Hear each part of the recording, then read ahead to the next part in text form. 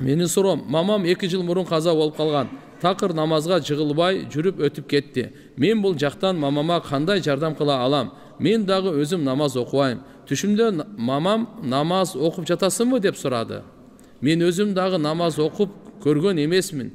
Эми окуп баштайм.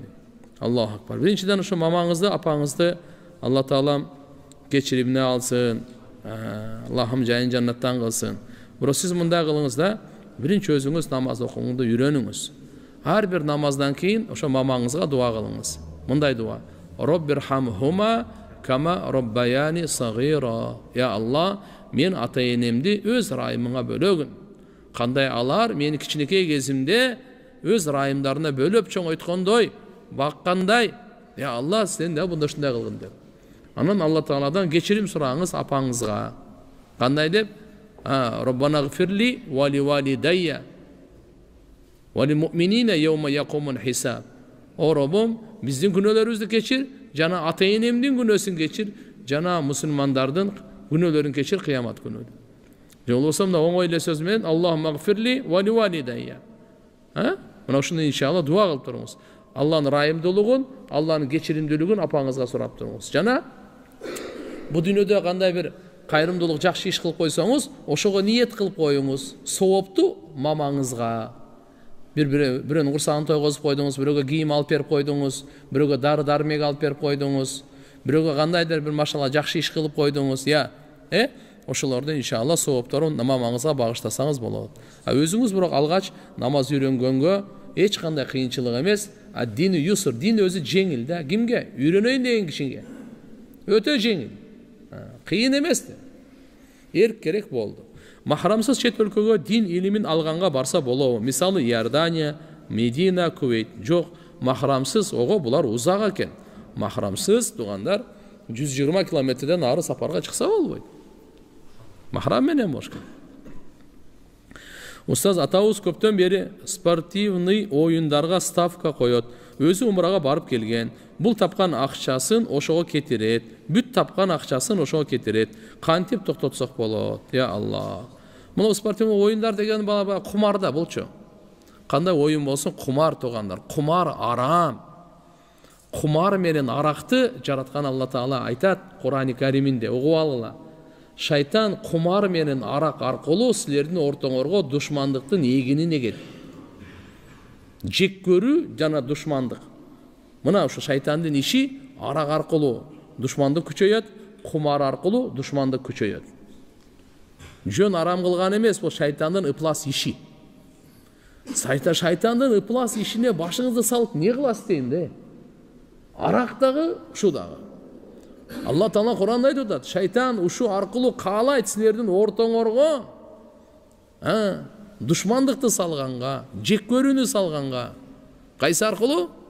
Арак менен, кумар менен. Жана Алла Тааланын зикиринен токтотот. Эми кумар ойногон Алланы каяктан эстесин? Арак ичкен каяктан эстесин? Өзүнүн атын билеби, билбей, Кудай билет ал.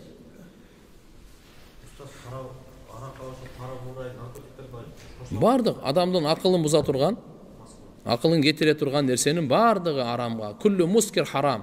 Пайгамбарыбыз айткан. Куллу мускир харам. Yani sukur degени демек ким ар бир наша алып келе турган адамдын акылын тайта турган. Себеп дегенде динибиздин максаты 5. Ошонун бири, угуп туруңлар. Ошонун бири хифзул акл. Акылды сактоо. Акылга кайсы нерсе зыян келсе, динибиз арам кылган. Хамыр деп арабтар болсо, мына аракты хамыр деп коет. Хамыр деген сөз мухамаратул акылдан чыккан. Ал деген сөзче акылды мындай жаап коет деген сөз. Акыл нормальный эле, эмне болду деп жабылып калыптыр го. Ошондой болот. Ошон үчүн сен ичип алган адам барып туруп, өтө машалла бул академик эле, профессор эле, доктор, паланча наук эле. Азыр эми карасаң, субханалла, үйүн таппай калыптыр. Карасаң, бардык нерселер.